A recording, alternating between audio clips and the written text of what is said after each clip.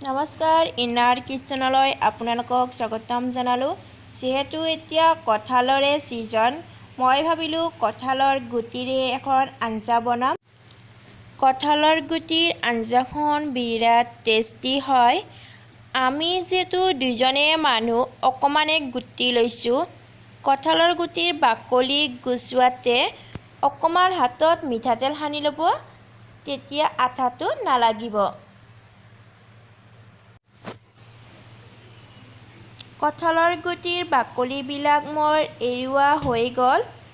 এতিয়া মই 5 মিনিটমান সময় কঁঠালৰ গুটিবিলাক তিয়াই থৈ দিম।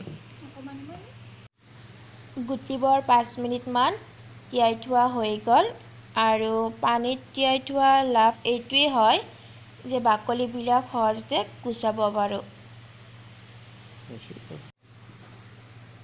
কেৰাহীত পানী দি দিলোঁ আৰু ইপিনে বাকলি গুচাই থোৱা কঁঠালৰ গুটবিলাকো দি দিলোঁ। অকণমান সময় বইল কৰিব দিছোঁ। এতিয়া দেখিছে নহয়, ইমান ধুনীয়া কৰি সিজি গৈছে। এয়া দেখিছে, সিজি গৈছে। এতিয়া মই আৰম্ভ কৰিম ৰেচিপিটো। এই কঁঠালৰ গুটিবিলাক মই হাতেৰে ভাঙি লৈছোঁ আৰু ইপিনে লৈছোঁ মই এটা ডাঙৰ পিঁয়াজ কাটি লৈছোঁ। কেৰাহীটো মই অকণমান সময় গৰম হ'বলৈ দিছিলোঁ। এতিয়া গৰম হৈ গ'ল। এতিয়া মই তেল অকণমান দি দিছোঁ।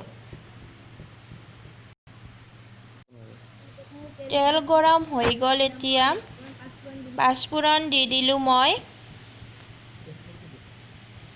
তেজপাতো দি দিলোঁ, লগতে শুকান জলকীয়া দিছোঁ। এইখিনিও ভাজা ভাজা হৈ গ'ল। এতিয়া কাটি থোৱা মই পিঁয়াজখিনি দি দিলোঁ আৰু ভালদৰে ভাজিম। পিঁয়াজখিনিৰ লগতে মই হালধিৰ গুড়িও দি দিছোঁ আৰু ভালদৰে ভাজি ল'ম। ভাঙি থোৱা কঁঠালৰ গুটিখিনি দি দিলোঁ আৰু অকণমান সময় লাৰি থাকিম।